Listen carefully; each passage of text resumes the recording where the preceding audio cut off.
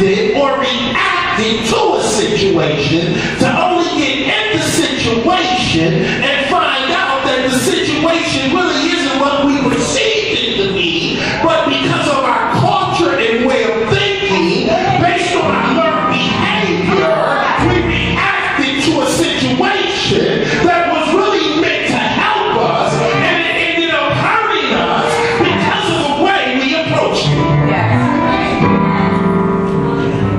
Culture, behavior, it's a real interesting thing.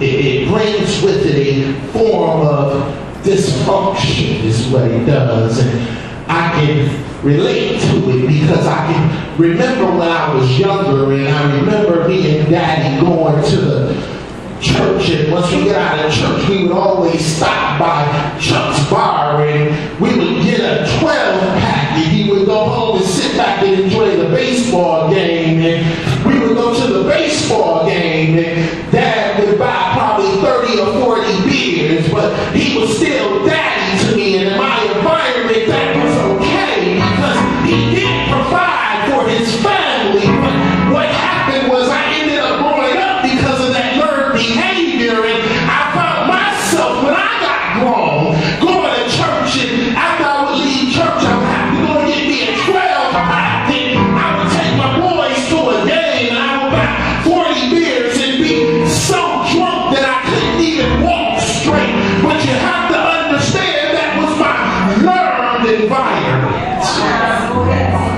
Yeah, learned environment and culture is an interesting thing that many of us never really look at, and we end up functioning our whole life a particular way inside the church because we refuse to let go and really let God. And we find that Paul was having a conversation here with the church of Philippi, and what Paul was doing was he was trying to explain to the brothers and the sisters that, listen, you guys have the foundation set before you, and the foundation can only be one thing, and it's not your education, but foundation has to be stand on nothing more and nothing less than Jesus Christ.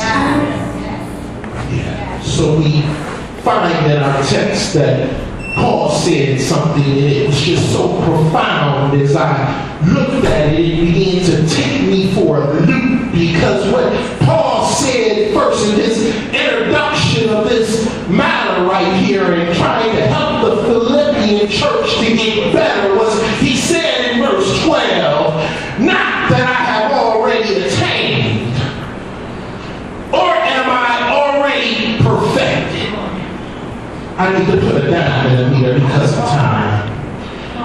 He said, understand something. He didn't say, greetings, my brothers and sisters. He didn't say, how are you doing? He didn't say, how's everybody doing? If somebody asked me how I'm doing, so I can say, woo, blessed and highly favored. What Paul said was, Paul said, not that I have already attained or am already perfected.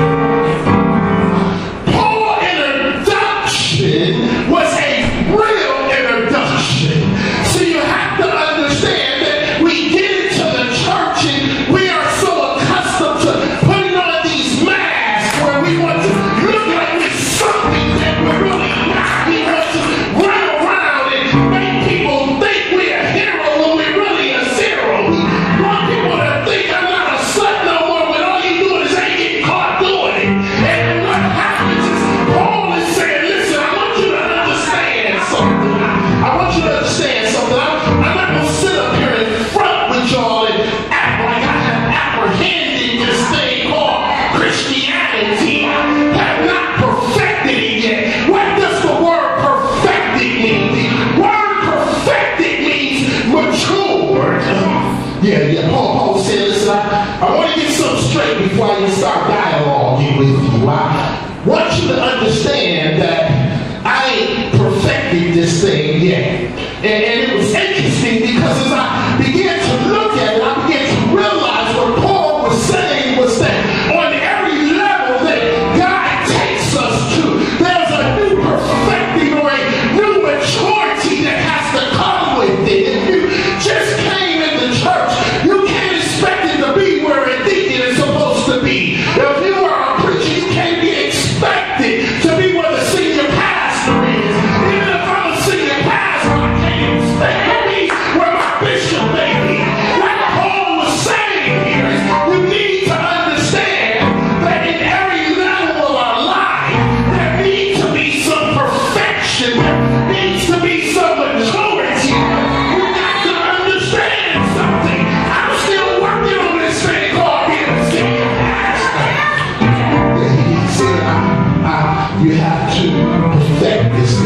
said, I have not already perfected, but I like this part. He said, but, see, you got to understand, he said, but I don't want y'all to get it twisted, see, because, you know, folks can be gay, and folks can be fickle, and they start seeing that Paul, the pastor, said he ain't but totally mature, and because they so fickle at the way they think, they start thinking, oh, well, how you gonna tell me how I should be living? And Paul said, what? Now, what was interesting about this text right here was it wasn't a period, there was a semicolon because he kept it running. Yeah, you have to understand something. Some things when you're speaking, you can't just take a break. You have to just keep going because you don't want folks to get it twisted. See, I used to be a big lustful man, but I mean, as lustful as I used to be. Yeah, you got to put it out there because if you don't put it out there, people will start getting it twisted. And you find that what Paul said was he said, but I press on that I may lay hold of that for which is Christ Jesus, who has also laid hold of me. Yeah. Watch what he said here. What he said here is, don't you understand something? I'm a long way from mature and perfected this thing called Christianity at the level that I'm at right now. But I want you to understand something. This I do. I keep pressing.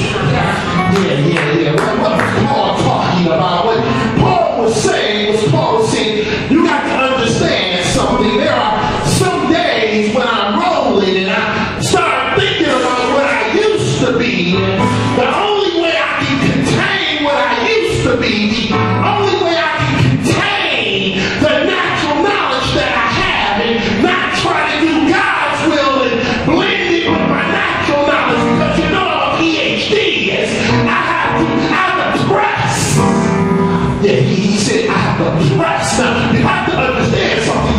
That word press is an interesting word because the word press has some requirements that must be in place before you can actually press. See, everybody loves the scripture. Oh, I press towards the higher mark of Jesus Christ.